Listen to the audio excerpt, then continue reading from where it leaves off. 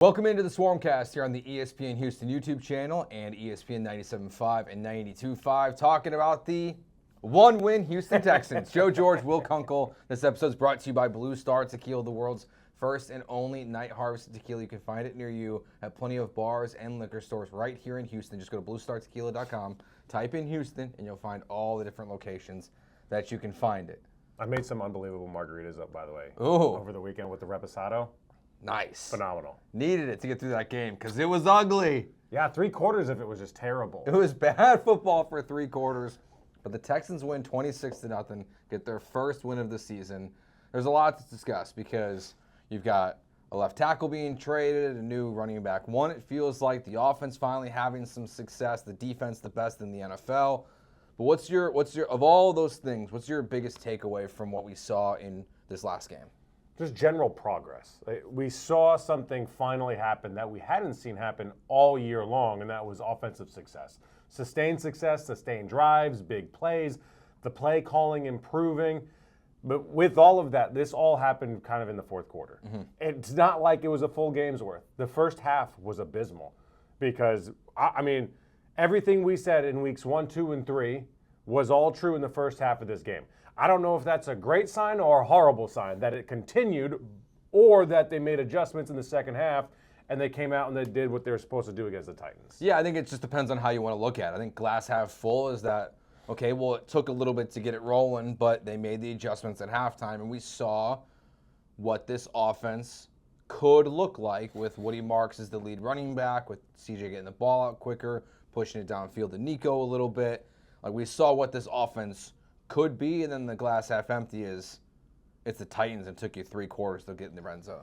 Yeah, and I think that if we're going to be intellectually honest and be like fair with each other and to the viewers, overall probably not good. Like probably not good overall. 3/4 of bad football against a horrendous football team. It was 6-0 at halftime. It should have been 6-6. Joey Sly missed 2 field goals. I don't know if he's still the kicker for the Titans or not. I'm sure they're going to work some people out, but the fact that it took them so long against such a bad team is scary. Mm-hmm. And CJ Stroud missing that touchdown pass to Dalton Schultz, wide open, not a good sign. I think the biggest thing of encouragement is, I'll say this, is that guys that I've wanted to see get more playing time, we're starting to get it. Woody Marks, I thought, deserved more playing time way faster than I thought. I thought by week 6 he was going to be the guy making much more of an impact without Joe Mixon. I thought Darian Goombawale would have been serviceable. He's been terrible. He's been a detriment at points, missing blocks and fumbling. Nick Chubb, just no explosiveness. He provides a service as running back 2. E.J. Speed getting more snaps. Henry To'o losing some snaps there. C.J. Gardner-Johnson gone, no blown plays. Like, there is a lot of good to take away, but to be fair, it's not all good. And that's a lot of recency bias and a good taste in our mouth because of the fourth quarter. Yeah, I think the best way I can put it is I don't feel that much different overall. There are little things I feel more encouraged about, and I think that Texans fans should feel encouraged about. But for the most part, like I feel the same because, well, as Cam Ward put it, they're ass. They're ass. I was just about to bring it up. They're just awful. Be honest. We beat a team the quarterback says that their team is ass. Yeah, like they're not good. Like they're not a good football team. So that's where there are signs of encouragement, and this weekend against Baltimore, and we'll get to that game, like there's more you can show because that defense is awful. The Baltimore Ravens are getting torched this season. There's so many injuries. Lamar Jackson, we'll see if he even plays, but like the defense specifically in Baltimore is not good. So you should see offensive success to where maybe you can take the fourth quarter and roll that into the Baltimore game and have success for even if you don't win, the offense is good, and then you head into the bye week with at least some positive momentum for the offense. But I'm with you. I think Woody Marks is the biggest, the biggest positive from this game. He's got the juice. He's got twitch. He's got burst. He's got all the running back cliches that you could possibly use. And I don't even know if he's a great running back or could be a great running back or anything like that. And I know people want to look at Bucky Irving and say, hey, maybe he's the Texans' Bucky Irving. Look how good he's looked in Tampa Bay so far again this year. But he's serviceable at a bare minimum. He finds the holes. He attacks them. He's shifty. And he can block so well. He pancaked another dude this weekend. I don't know if it was a nickel or a safety, but he embarrassed the dude in the backfield in this game. So Woody Marks is, to me, of everything that's even good with CJ, Woody Marks is the star of the show from this last weekend. And that, to me, feels like a great starting point to making things better this season. If you can run the football, you can make life easier for CJ Stroud. And this offensive line, I think they also are better run blockers than their pass blockers. Yeah, I think they created some nice holes. Woody Marks is explosive. He's got the ability to catch the ball out of the backfield, which Nick Chubb doesn't have to do, and he's a better running back in between the tackles than people give him credit for. So that's an upgrade right there. I don't know why it took so long for him to get so many snaps. I don't know why Dare got as many snaps against the Jaguars as he did. That was the one I didn't understand. I understood it early on, but nonetheless, the coaching I just thought was that much better, and the offensive line was better. I just hesitate to crown anything or to say, yep, we're back. This is who the Texans, we knew that if they could be this, then they'll do that later in the season. We're just not there yet. Mm-hmm. And you mentioned the Ravens game coming up. I hate to be the guy that's like, they better beat the Ravens with the 10 injuries that they have, their best corner, their quarterback, and their best defensive tackle. Mm-hmm. They're a 3-point dog going to Baltimore, which means it's a toss-up game. So Vegas sees the injury report. They see how bad that defense has been. So I hate to say, on one hand, I'm not impressed, and then on another hand, say they better beat the Ravens, because it doesn't sound right. But if you're looking at it statistically and analytically, this is almost a toss-up. This is a toss-up game against 2 1-3 teams. And look, I think the ultimate optimist view, if you win this weekend and you go to 2-3 going into the bye week, the teams that are in front of you right now, just by actual standings, the Texans can have a better record than the Raiders this year, so they can move up to that spot. I think they can have a better record than the Patriots, while the Patriots' record's soft. Broncos is a toss-up. They're definitely going to be better than the Bengals this year. That team stinks without Joe Burrow. And I don't really believe in Jacksonville totally yet, even though they're 3-1, just like the Indianapolis Colts are. I think there is a path to where the Texans could be. So, I mean, the AFC South is open. Yeah, you could talk me into still. I'm not going to bet it. I'm not going to say they're going to do it. But if there's a path to the Texans season turning around, you have to win. This is a must-win game. Loser is definitely not making the playoffs. It's not a must-win game. I'm not doing this again. I am. I did this, when I filled in for you guys on Friday on 97.5. I had this debate. It's not a must-win game. It wasn't a must-win game against the Titans because it's not literally a must-win, especially if the Colts and Jaguars both lost. Jaguars won, Colts lost.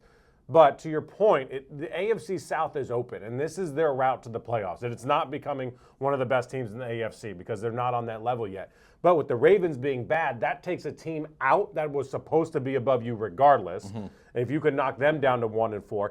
And if the Colts and Jags kind of come back to earth a little bit, and then the Texans go 2-3, you're within striking distance. And that's all you can ask. You can start to you can check games off that you were supposed to lose, like the Ravens. Mm-hmm. And if you can turn, it's like an election night. It's like if you can flip a red to a blue or blue to a red, mm-hmm. you can start to see a path on how you get to the playoffs, and it's via the AFC South. And then, to your point, if the teams that are above you that aren't really that good, like the Patriots and now the Ravens, a lock to be up there, mm-hmm. one always comes in, one always comes out, every year. If that happens, that's their route, and it's boring talk, especially for a podcast like ours, but one game at a time. You just got to start chipping away. We're no longer at the point where we say, all right, we know we're going to win these 7 games. Let's see how many more we can tack on. Now it's just hey, we just got to get a win this week and move on. Yep, you just got to stack W's. That's all they can do. I've got 11 teams here, it looks like, at least according to a Reddit thread that I found on the fly, that started the season 1-4 and were able to make the playoffs. So it's not a lot in the history 11? of the NFL. 11. That's a lot compared to if they were 0-4, the one team, yes. the Los Angeles Chargers in 1992, or the handful of teams that were 0-3 to make it. So the odds are at least, it's still that line of win probability is it's starting to just move a little bit versus just humming down here on 0. So what did you make of CJ in this game? For the first 3 quarters and then what you saw in the fourth quarter?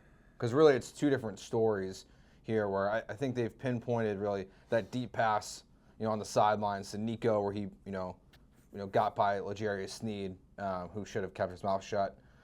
Like that's after that point, like that's really when the offense opened up for the Texans. Yeah, 2nd and 33, right? 37-yard pass down the left side, yeah. Like it looked much better after that, just as a whole. I feel like that does feel like a confidence builder. The first part of the game, though, it was atrocious. It was just atrocious. But it was all atrocious. It wasn't CJ that was bad. Agreed, it wasn't the line. It was everything. Like, as we've talked about here on the Stormcast endlessly, that you can't be as bad as they have been and have it be one person. Now, maybe if you're Jake Browning, you're that one person. But I think that was so bad on Monday night. I hate describing a quarterback that is going for $60 million as having bright spots, but there were bright spots.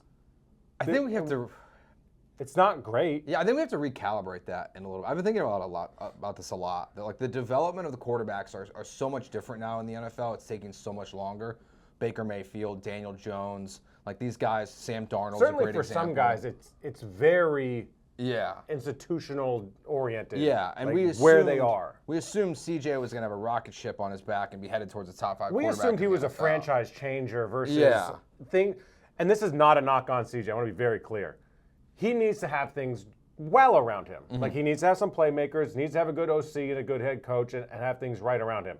Just to be clear, there are 3, maybe 4 guys in the entire NFL, and Josh Allen, Patrick Mahomes, Joe Burrow, Jalen Hurts, that can overcome those kind of things that aren't great. I agree. Like Joe Burrow got the Bengals to the Super Bowl in spite of the offensive line. Patrick Mahomes got the guys to the Super Bowl despite a really bad offensive line. Like those guys can overcome things. So to say that you're not in that territory does not mean you're not good. But CJ definitely needs, as do the rest of the quarterbacks in the NFL, a good OC and a good offensive line. And that hasn't been happening for him, and they've been failing him, to be fair. Yeah, and I think in the fourth quarter, I think we also saw some strides within Nick Caley. And that is where you can talk about real bright spots. Because he is, while I think still very firmly on the hot seat, 1 game, 1 quarter does not change that. Because like it could all change. Exactly. It was 1 quarter. Exactly. That's why you can't go all in on 1 quarter. Yeah. Like everything's fixed, everything's solved. Especially emotionally. But I did see more guys schemed open. Like it did look better in like it's like it almost it looked like in this specific game something clicked for his play calling. He was like, wait, I get what the Titans are doing here. I see where the flaws are in this defense, and I know how we can attack it, and CJ can attack it, Woody Marks can attack it. Like that's where I think it's a good point. That's the positive, is that it's like something clicked for him. Now, you can't wait till the fourth quarter of every game for it to click, Nick Caley. Yeah, you're not going to be up, but you're not going to pitch in a shutout every game to be able to do that. It's not going to be 6-0 in the fourth quarter against Lamar Jackson if he's healthy in the Baltimore Ravens. Yeah, I don't think he's playing. I don't think so either. I think that's why the line's 3, because it was 9.5 on Saturday. That's how much it changed? Yes. Holy crap. And it didn't get posted. When you said it, I was actually surprised, because as we're recording, this is the first time I've seen a line, which means they must have some indication, at least in Vegas, of what's happening with the quarterback. And that, to me, makes me feel like Lamar's not going to play if the Ravens are only favored by 3 at home. A team that has historically dominated the Texans. Yes. Especially of late. Yes. And I hate the history game, but this team, like it's been, not this team, but it's been this regime. This regime, yeah. It's been CJ Stroud, Demeco Ryans, and these boys. So overall, like I do feel better about the offense. Like I don't want to take away from what they accomplished in the fourth quarter. I feel better. It doesn't. I think it's marginal. Yeah, we said this, and to be fair, like I think we're pretty honest with ourselves, in that we don't get overly emotional one way or the other. It took me 3 weeks to really get pissed off about the offense because I wanted to be fair to the whole process. Now, I'm not going to throw the whole first 3 weeks out just because we had a good quarter. Like we had 15 quarters of bad offensive football to 1 against the Titans. Like, let's just settle down and let's just see how this progresses, because I think it's a really good point, is that he did evolve and adapt and make changes to where they were weak. And I loved the fact that they went for it on 2nd and 33. Like they didn't pack it in. It wasn't a weak screen or an inside draw. It wasn't something like that where they just gave up on it. They saw something. They know they have a playmaker, no matter how good L'Jarius Sneed is.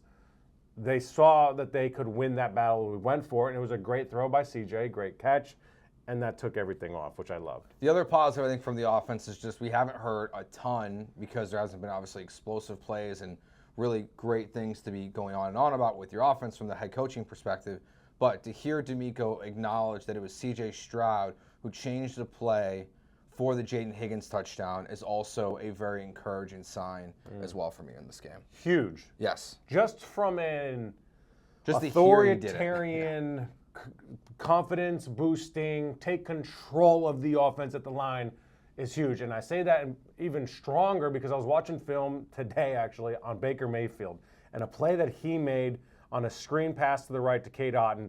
He got out of it. He called like a double snap to see what the defense was doing. It was a 0. He motioned out and then put him back and then moved Bucky Irving to his left side, which is such height awareness because on a 0, the guy was going to be coming free over here, and it took that guy away. The point is, we have this debate whether it's Jared Goff or Baker Mayfield or CJ Stroud in the top 10, 11, 12. Like, Baker's at a different level mentally in this game. Mm-hmm. We saw it here and how good he was and just what he's willing to do to get the win. CJ still needs to get to that level at changing plays at the line. And for anyone that's saying, oh, he doesn't need to get there or he's already there, he's not. He's never done it in the NFL. Like, he's never done it in the NFL because Bobby wouldn't let him. Now he's allowing him to do it. So any level of doing it well is welcomed and huge for me. And obviously on the flip side, for the first time since 2010, in which Andre Johnson pummels Cortland Finnegan on the field, the Texans have a shutout. They shut out the Titans. Oh, that was that points. game? Yeah. Oh, shoot, I didn't know that. Okay. I think now while they're bad, and Cam Ward, good luck, buddy. Hopefully you get a new head coach soon to help you out. Maybe for the Texans it's best if he doesn't, because I still like the talent, but they looked awful in this game. I think what the most impressive part for me for this defense was, though, that the Tennessee Titans only had 2 possessions that both ended in missed field goals that were 6 plays or more in the entire game. Mm-hmm. Every single possession outside of the 2 missed field goals was 5 plays or less. That is incredible. 4 3-and-outs. Like, to be that that is a different level of dominance. Where it's like there's still NFL guys on that side. Tony Pollard, we'll talk about here in a second, still had some success. I felt like in this game running up the middle. I think that concern doesn't totally go away from this defense, specifically coming up against Derrick Henry. But they were just, it was bully ball for 4 quarters against Cam Ward in this offense. Yeah, the opening drive they allowed 49 yards, and then the drive right before halftime, 53 yards. And then the other drives, 3, 14, 4, 11, 17, 4, 8, 2. That is an ass whipping. Like, there is no other way to talk about what that was. And that is a dominant defense. And Matt Burke calling the plays, I think, is great. I think it's another sign of Demeco Ryans being more of a head coach, of being aware that he has to have his hands involved in everything if need be. If the offense is clicking, doesn't need him, don't go over there if you don't need to be over there. Yeah. If it's not clicking and it's as disastrous as it was the worst in the NFL when it came to first downs, third down conversions, scoring, and another stat, whatever it was. They were the worst at all of it across the NFL. So for him to willingly and knowingly have to go over there, I think was a big step for him. Yeah, I was surprised when when Jonathan Alexander that's like from the his Chronicle thing. broke that. Like, he was like, oh, he didn't call plays. And it's like, oh, okay. Like, that's interesting because the long-term concern is that you now have a first-time play caller on offense and not a first-time play caller on defense, but I think it's been since like 2017 since Matt Burke last was a defensive coordinator in the NFL. So it's been a little bit for him. So, like, his resume is not exactly stout with calling plays. Obviously, he was doing it sometimes in the preseason, so he has some, game experience. But you're very inexperienced. But to your point, Will, now Demeco is full CEO. He is there to be a supportive system to the offense and to the defense. And I think Nick Caley needed it. Is it a red flag? Jeremy Bram and I were discussing this. Is it a red flag at all that, like, Demeco, like, finally, after everything that went wrong last year with Bobby Slowick, that now he is like, hey, guys, I got to stop calling plays on defense because I got to worry about this offense because it's so bad? I think it's a good question. I think, for better or worse, Demeco was unaware of how bad it was on the offensive side of the ball when it came to those guys working together, which, for bad, or he didn't know how bad it was, therefore he didn't make that decision that he needed to be involved more. But to your point about Matt Burke being a first-time play caller, I don't have a problem with it because he's been in this system for so long with Demeco. He knows this defense. He knows this scheme. He knows what these guys can do. So I think he's completely capable of doing so. It's kind of like John Morton, the offensive coordinator for the Lions. Yeah. He had called plays before in his career, so I think that's good, check. And he was in that system under Dan Campbell and under Ben Johnson. So, like, he was part of it, and it's a seamless transition versus bringing in a guy with a whole new scheme and trying to revamp the whole thing and, like, hoping it works. Like, that's what Nick Caley is doing, and he hasn't called plays before, which I'm not going to do that rant this week because I've thought more about it, but I still think it's very valid that it was just the wrong hire from a resume standpoint. But now's not the week after the success they had. Let's just enjoy this. Yeah, let's see how next week goes. Yeah, exactly. Against a depleted defense. I mean, next week will be more damning if they don't have success offensively because of how depleted the Ravens defense is and because, well, they've been getting torched every single week by whoever they play, basically. I saw you tweet this earlier, that despite being 1-3, the Texans have allowed 51 points through 4 games, the fewest in franchise history. As a quarter point through a season now, do you feel like we're going to witness, however which way you want to look at that, of maybe the best defense in Texans franchise history? I think we definitely have the potential for that. I don't know that we're going to because in talking to Will, I talked to Will Anderson in the locker room afterwards, Azeez Al-Shaair in particular, and I asked them how much did it make a difference that you guys were playing with a lead, and both of them were like adamant of how important it was. But it wasn't just that they had the lead; it was the time of possession was so off balance that they weren't on the field all the time trying to make plays, and that's what happened in the Buccaneers game. They were great all game long, and then they weren't great on the last possession because they were gassed. So the time of possession, it was 38-21 to 21-39. That is a massive. That's crazy. That's almost a double up Yeah. by the Texans having the ball, keeping the Texans defense out on the field. Therefore, when you go out there, you're at 100% every single time you hit the field. So we have the potential to see it, but to think that that's going to happen isn't going to be the case. Sure. They're going to be a very good defense if they're given the opportunity every single time. It's a matter of whether the game is too long for them. Like, they're going to be good. Probably, you know what the best bet probably might be for the rest of the season is take Texans first half bets. Yep. Before the defense gets tired. Yep. I think that might be a really good bet. And maybe the first half under as well. Yeah. Because you know the Texans' offense is scoring in the first half. If the defense can shut it down, like, then you're going to be feeling pretty good. So let me know. I don't know if this is going to be too nitpicky here, okay? Because I don't think so. Not on this show. We dive into the weeds, baby. So 14 carries, 64 yards, 4.6 yards per carry for Tony Pollard. It's the only area of the defense where I do look like, and I'm like, meh. Like, I'm not in love with it like I am in love with everything else. You know, like I'm thoroughly impressed with Derek Stingley Jr., you know, gutting it out and playing in this game with what we've seen from Kamari Lassiter. I think without CJ Gardner-Johnson, it looked better at the safety position overall for this team. Maybe we'll see Jimmy Ward's return at some point now to this roster, actually, even though he's just on the PUP list since he's been cleared by the legal system and by the NFL. But I feel like Pollard's there's been too much success running up the middle specifically against the Texans defense. It's my only concern that I see out there with this team on a weekly basis. I don't think you are wrong. I think you kind of have to pick your poison in the NFL. Like, if you do one thing, just do it really, really well. Take away Cam Ward 100%, and you're gonna crush. And they've allowed 102 yards per game on the ground, which is in the top half of the NFL. The best is the Browns at 70 yards per game, and the Bears are the worst, along with the Bills, 165 yards on the ground per game. Yikes. Jeez, how are the Bills in there? Yikes. And then the Dolphins, 158. So I think it's a point of concern, but I think it's a bit of a pick your poison.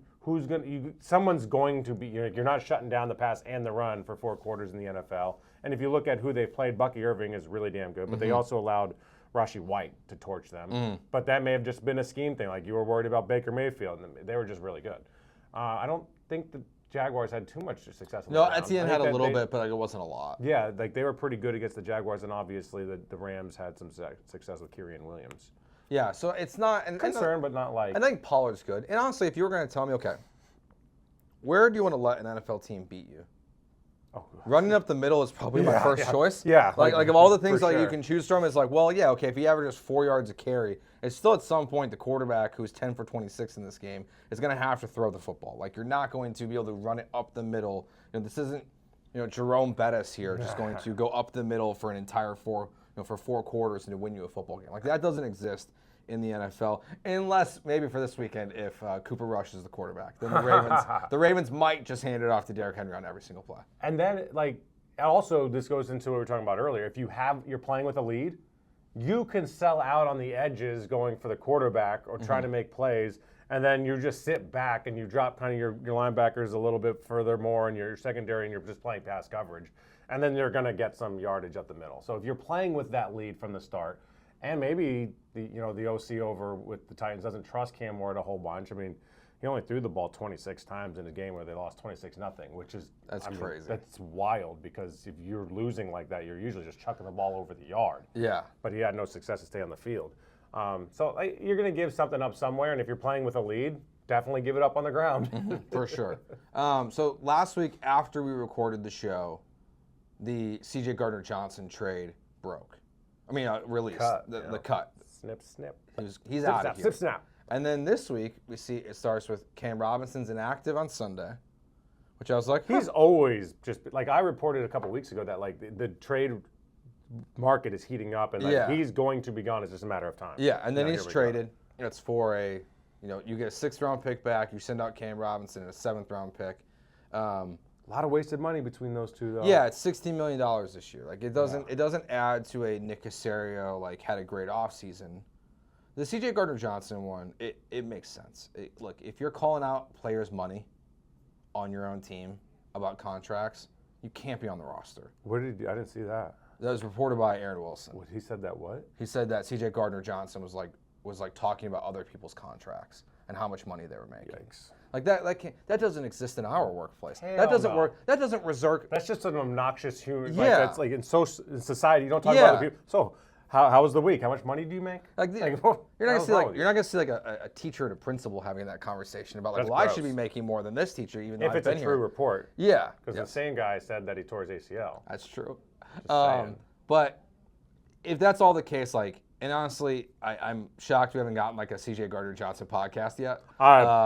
I've been absolutely shocked. Waiting. I was waiting that day. Yes. To be oh, hell nah. It wasn't even I don't think he's even did some shady No, he posted a Bible verse of some sort on his Instagram, if you're not wanted or whatever. Yeah, I thought it was going to go full Steven Nelson here, calling Demeco names and things like that. But I think that move's fine. I think DJ Bieniemy did a good breakdown on his Twitter about the big plays that he missed out on, being selfish, wanting to blitz more. So that one, I'm fine with. My only issue with the Cam Robinson trade is they don't want to play Blake Fisher. And if you have an injury now, you have to. So while I understand... They just signed a guy. Yeah, but he's not Cam Robinson. No, he's and not Cam Robinson's great, right? But you brought Cam Robinson in for a reason. Jarrett Kingston off the Panthers practice squad. Never heard of him. Print the shirts. Plan the parade. Print the jerseys. We're back. But, if there's an injury that happens now, you have now moved on from him. I get from Demeco's perspective. I mean, if he doesn't want to be here, you don't want him. Yeah. He wants to play. He's not playing left tackle, clearly, whether that's the right call or not. But if he's not, you can't have that. You kind of just got to move on and cut your losses. And I think Demeco, being a former player, is going to help players in that situation because that's how Demeco would have wanted to be treated as a player. Yeah, he wants to play. Okay. It wasn't going to happen here. So you move on. It just sucks that they gave him that money. How did you not? I hate that. It's like the Rafael Devers deal with the Red Sox. Whether they told him or not that he was going to be DH, and then this whole thing came to a front, and then they had to trade him. And do you not have this conversation with Cam Robinson saying, you're going to have to win the job at left tackle. If you don't, will you play right? Now, maybe they did, and he said yes, and now here they are. But something you got to have that conversation. Yeah, because I think it was the right move to sign Cam Robinson, right? Because it's before the draft. So you don't know how the draft board's going to fall. If you don't like the players that are in front of you, let's say if Ariante Ursary went 2 picks before you, are you taking a left tackle in the spot that you took him, or are you taking a different position? You're taking a corner or a safety or something like that. So I think it's the right decision to bring in Cam Robinson in the offseason, and it's also the right decision to play Ariante if you want to. I would have preferred Cam Robinson out there, even though I thought he did a good job this weekend. It's just now I'm just like, okay, if there's an injury, what are you doing? Because you don't want to play Blake Fisher. Why not just put Cam at left? I don't know. Because I think they wanted to. I think they wanted to. I think their plan was the initial line. Because he was there all throughout camp in preseason. I think that. And Ariante's not that good at left. But the problem is I think he's awful at right tackle. And I think I think the initial offensive line that they showed us the first day of training camp was their plan. Was Cam Robinson, Titus Howard at left guard. He was there for like 1 day. Andrews, Ingram, Ursa. I thought Lakin was there from day one. I think maybe it was. I think Lakin, I remember in minicamp, I believe Lakin was at left guard. Yeah, so maybe so Titus at right guard, and then left guard could have been Ingram. Yeah. So like that, I think that was kind of your plan, but then with the struggles at right tackle, and then when Cam Robinson got hurt and they realized that Ariante was much better at left tackle, I think they kind of found themselves in we want this kid to play, we want to develop him, but he's not a right tackle for whatever reason, so we have to play him at left tackle. And if Cam Robinson didn't want to play on the opposite sides, like it is what it is. So, I mean, I'm fine with the trade. Like it's not my money they're wasting, to be honest with you. I mean, like no, it's Cal's. So as long as Cal's good with it, then it's also the salary cap money though. That's the problem. Yeah, money. You could have used that money elsewhere. Anyway, but I mean, overall, it's How do you feel about the bye week coming up in week 6? Does it really suck? No, I think So normally when I see the schedule, I'm like, that's really early. I think it's way too early right now. But I was also thinking the Texans were going to be a playoff team. Yeah. And I wanted that bye week later in the season so you could get rest later on, and get ready, get healthy for the postseason. I think now with where this team is today, I think the bye week's coming at the perfect time. You think so? I think I always look at it from an injury standpoint, and there are no injuries, so it's like, it's like a bad time. And God forbid they get it clicking. Yeah, I know. But maybe you can maybe you're right, because now they can dive into fixing this. Yes, you can dive into it more of okay, why was the fourth quarter so much better against the Titans than the first 3 quarters? Hopefully Baltimore you have success. What changed in a 5-quarter period, assuming this weekend goes well? And how do we now take this bye week, come out of the bye week, go to Seattle on Monday Night Football, I think it is. I think that's the following week. 9 p.m. Great. It's like those Astros West Coast brutal, games. Dude. Awful. And then how do you make it go forward the rest of the season? So that to me is where I do think it is. If you can have success this weekend, it's good. If you're a disaster this weekend, it also could be good because you could make a change. I'm going to make a random prediction, and this is based off of nothing. Okay. The Texans will hire somebody as an offensive consultant, like an assistant of sorts, to help Nick Caley in the offense. No reason why I think that. I just think maybe, there's definitely a reason why I think it. The offense hasn't been very good, and they got to figure this thing out. It has not been very good. That's my prediction. They will hire somebody to come in and help him figure that out. I think he needs it. I do think you need to bring in someone at this point that has experience with the Patriot system that he's trying to implement and to help move this thing forward in the right direction. I thought this weekend was interesting because starting with Thursday Night Football, there's a lot of people who are very upset that they didn't just go hire the Kubiak kid because of what's happening in Seattle right now. Because their offense is humming again. Sam Darnold looks good. Yeah, we could get into this again if we want. No, we don't need to. But I was like, that's interesting. Well, mainly because when you said that, I was like, maybe they'll bring Gary in.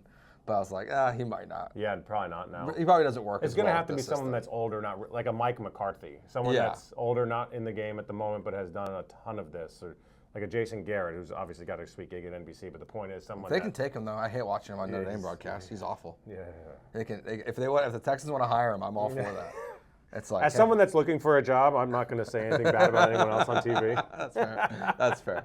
But yeah, I think that would make sense, specifically during the bye week if things don't really get clicking. But then again, I think to the bigger picture of what you were talking about earlier with Demeco, taking that step back, I think is really important. It does lead me to an interesting question though, because now what happens if the defense falters?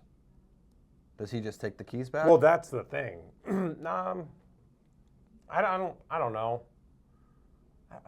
Because it kind of feels like once you give. if the defense falters, I highly doubt it's because a whole bunch of bad play calling. Yes. Like, I just don't. It's going to be because they got moved and they got bodied up the middle and they got ran all over, or someone just had a really great game. I mean, they're going to play some good offenses down here in a little bit, whether it's even at Seattle, where it's a tough place to play and communicate, or the Bills, Kyle Shanahan and the 49ers, Bo Nix and the Broncos. Hopefully it's not going to be Trevor again with the Jaguars, but I just don't see the defense getting their ass whipped by Matt Burke because he called a weak side blitz, like, repeatedly, like maybe a blown play. Yeah. But I just don't see that happening. And do you think this is, like, I mean, even though it was a surprise, do you think this is a long-term play, though? Like, Yes. for kind of permanently at this point? It should be. Yeah. Because if it worked and you saw some success on the offensive side of the ball, like, more of that, please. Yeah, I think we've seen Demeco, unless Matt Burke at some point were to get a head coaching job in the future, I think we've seen the last of Demeco calling plays. Yeah, I definitely think so for the season. Yeah. Yeah. And honestly, and I think even in the next season, it's just like, I feel like once you just, like, hand over, again, You the keys rarely to the car, take it back. It's not one of those things like, you do it, I do it, you do it, I do it. You don't play hot potato with that. Well, I think I would quit if I was Matt Burke. Yeah, it would just be like, what are we doing here? Because it's like, how do I explain that on my job? You want some consistency as well. Yeah, and I'm like, if I'm Matt Burke, like, how do I explain that on my job resume? Yeah. Of just like, hey, why did Demeco take the play calling back for 2026? If he takes it back, it has to take it back right away. Like, he has to do it for the Baltimore game. I did have that idea of like, hey, we're going to use the Titans game as a preseason game because we've seen Matt Burke call preseason plays of like, hey, just for 1 week, you're going to call the plays. I'm going to focus on the offense. I'm going to take it back over for Lamar and the Ravens. It matters, yeah. But like, just for 1 week, we're going to we care so little and respect the Titans so little. We're going to let you call the plays this week and then take it back. Have you heard the audio, by the way, of John Harbaugh talking about the Texans? No. It's actually hilarious because John doesn't say anything bad, but when he talks about it, what he says is that defense is playing really, really good. Like, it's really, really great up front. Like, they got things clicking, got things humming. And then he talks about the offense. He goes, they're trying on that offense. and like, he doesn't say they got a good young quarterback. He says they got a young quarterback. They're trying. They're trying over there. And he doesn't even say it in the manner in which I'm saying it even. He just says it like just kind of monotone. Like, very Harbaugh. Yeah, and it's hilarious if you listen to the words of like, damn, like there's no respect for that offense. Nor should there be. No, there shouldn't be. And that's where the Ravens, frankly, should be. They're looking, if you're the Ravens and you're Ravens fans, this is a get-right game for you. This is a game where you figure things out defensively and you should put something good on tape. Mm-hmm. And again, they're going into a bye week, I believe, in week 7 as well. So for them, their perspective, we go through the schedule, like where we get wins and losses. Yeah. Other teams do it too. Right now, the Texans are a win for other teams. The only time, you asked this last week, the next time the Texans will be favored in a game without a quarterback injury happening in front of them will probably just be when they play the Titans again this season. And like, unless they really turn the corner. Maybe home against the Jaguars? Yeah, they could be home. The Raiders game, depending how the Raiders go. But to your point, we've talked about it'll be minimal. This. Yeah, I think those 3 games they're no longer the favorite week in and week out to win games. I do wonder, even though Lamar, it seems like it's not playing, because literally as we've done this podcast, the line has changed to 1.5 for the Ravens. So it's just dropping a little bit more. Damn. So this is going to be a toss-up. Is Harbaugh, like, is there a chance he's on the hot seat? Hell no. You know how many injuries there are? I know, but they haven't won. That's like, if you're being fair, it's not even the same thing, because I don't even want to do it to Joe Espada. Yeah. Because he hardly has the resume that John Harbaugh has. Yeah. So imagine the injuries that Joe Espada have, and then have the resume that John Harbaugh has. Harbaugh is a legend. He's the second longest tenured coach in the NFL. I know, but he can't win the big one with Lamar. I'm just wondering, like, if this season really falls apart for them. That's like can he not win the big one with Lamar? Can Lamar not win the big one? Or was it a tight game against a really good team and Mark Andrews dropped the ball? That's true. Because he did win the big one with Joe Flacco. It's hard. You can't throw out everything. I know. Because of Mark Andrews' drop ball and then correlate that back to John and Lamar. I'm like, he redid this whole damn offense for a dude that no one thought could be a quarterback and turned him into an MVP. I know. It's just we see franchises get anxious when they're not winning the big games. I agree, but not that franchise. They typically don't operate that way. Yeah, look how long they ran out Greg Roman as the offensive coordinator before they finally made a change. But Greg Roman was phenomenal initially. Yeah. with Lamar, like, as he was with Colin Kaepernick with the 49ers. Like, he's Yeah. had great success with them, but to John's credit, he was like, all right, time to move on. Yeah. And where's Greg now? He's doing pretty well. He works for Jim.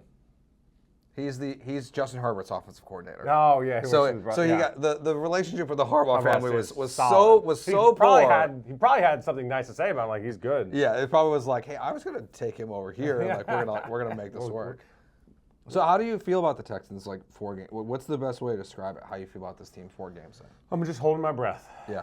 Like, I think the best way is we know what we saw for 15 quarters, and it wasn't good. We got what we wanted. I went into the game when I was filling in for you again on 97.5 with Sean Mapes and the boys. I gave them some numbers. Over under red zone trips, over under touchdowns scored, and over under drives with multiple plays. The first 3 quarters, they weren't even close. No, they didn't get into the red zone. Yeah.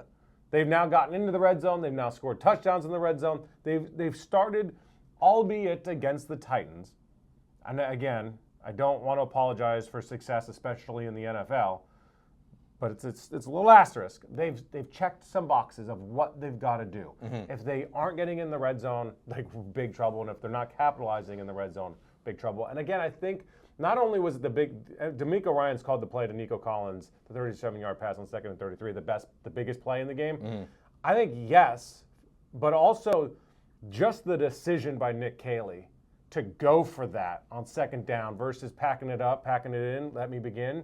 I think that was equally as important. Yeah, I feel largely the same about this team, but I think there are signs of encouragement, and based on what Vegas is telling me, Lamar is not going to play this weekend, and I would expect the Texans to win this football game against Cooper Rush and a defense that is missing all of these players. I mean, no Roquan Smith. I mean, Metabuke is going to be out.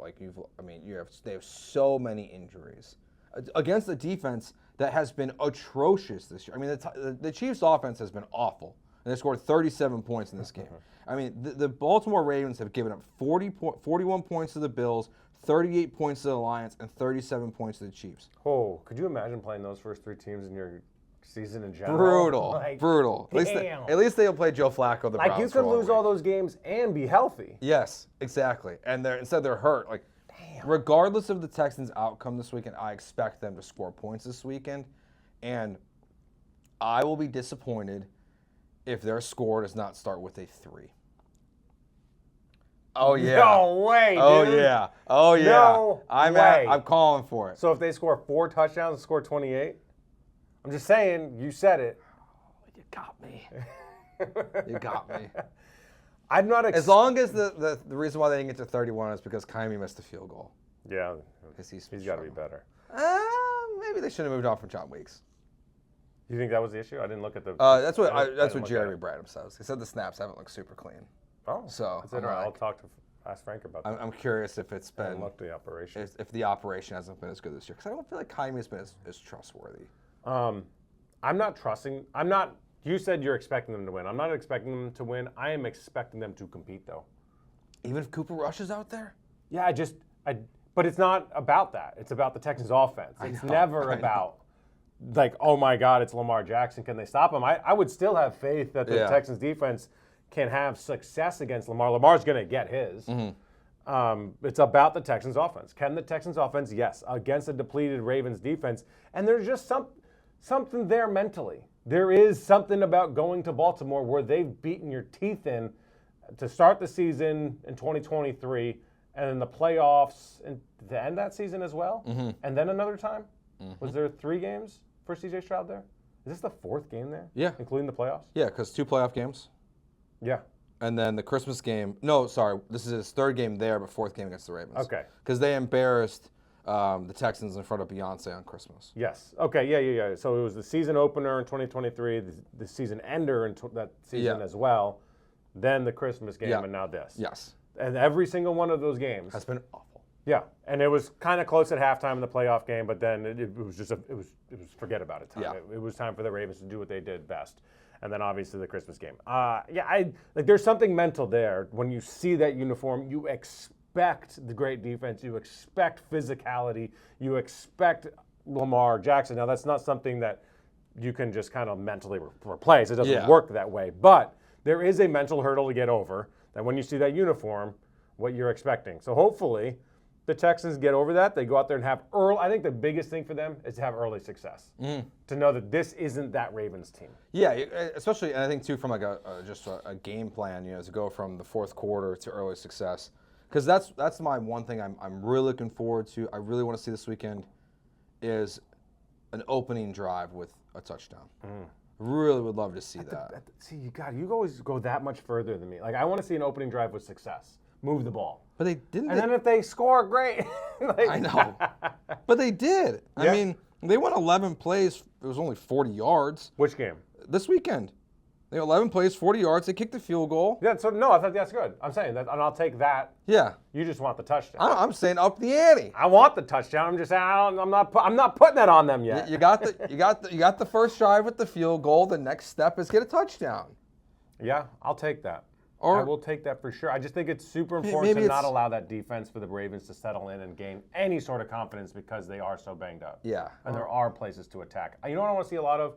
I want to see a lot of not forcing the ball because it's not what you want to do, but a concerted effort to get the ball to Nico. I agree. I mean, on the sidelines, back shoulder throws, let him go up and get it. He is a big body. He's strong. He's athletic. He's physical. Allow him to be that Jamar Chase for you where you just like whatever, dude, just go be you. Go be great. That's what I want to see from this offense of like, we've got that guy. Let's use that guy as that guy. Last thing here for you. Jeremy asked me this question. I want to get your thoughts on this. There's 30 carries this weekend against the Baltimore Ravens. What's the split you would like to see between Woody Marks and Nick Chubb? We kind of settled on 20-10. Ooh, I almost said 20. It was 17-13 this weekend. I'm okay with that if it's a similar balance. I would like it to be 20-10. But I don't think you need to see a rookie running back putting up 25 and 5 versus 5 carries, something like that. To be fair, Chubb caught 2 passes, so that's 15 touches. Woody, I believe, caught 5 passes. He caught 4 passes on 5 targets, so that's 21 touches. So it's that is kind of the ratio, 20-10 almost that you're talking about. So I think from a carry standpoint, I think it's going to be a little tighter than it looks, but I think Woody Marks is going to get more touches. He's going to get a lot more out of the backfield. I expect at least 5 catches and 15 carries. Like at least. I think that's fair. Yeah. Yeah. I think that he's going to have at least 20 touches, which brings me to my prop bets. We're going. I'll have to look at that. Feeling pretty good about Woody? Yeah, I think Woody, because I think we're a little bit ahead of the curve maybe on Vegas. Like, it's very rare you can get ahead of the curve on Woody. I was ahead of the curve on Woody coming in on my fantasy league. Had 27 points for him. That's big. big. People are pissed. Like, who are the odds? I'm like, well, if you knew what was about to happen, smart guy. Well, the best thing Big about brain. podcasting is you can do an entire show and get news at the very end of it, because we will add in here as we wrap up today. The Baltimore Sun reports Ravens quarterback Lamar Jackson could be out for 2 to 3 weeks and is likely to miss Sunday's game against the visiting Houston Texans with a hamstring injury. 2 sources with direct knowledge of the situation confirmed to the Baltimore Sun. So, feels like, at least at this moment, Cooper Rush versus CJ Stroud. Matchup of the ages. Throw the records out. Throw the records out. I don't think they've played against each other yet. Take your pick. I'll take the Texans now. I'll take Texans. Have to. Taking the Texans. The defense stinks. No Lamar. Taking the Texans. All right. He is Will Kunkel. Where can people find you? You can find me Kicking It with Kunkel on YouTube. You can find me on X, Instagram, and TikTok as well. Just type in Kunkel, Kunkel. Man, are we going to beat the Ravens? I think they will. We'll see. All right. I'm the over on everything Woody Marks. Take the over on everything Woody Marks. I'm Joe George. Find me on all social media platforms at Joe George Radio. Catch me on Jeremy and Joe 3-6 Monday through Friday right here on ESPN 97.5 and 92.5. Thanks to our friends at Blue Star Tequila for sponsoring this great podcast. You can find it near you at bluestartequila.com. We'll talk to you next week, hopefully with the Texans getting their second win of the season. Have a good one. Peace.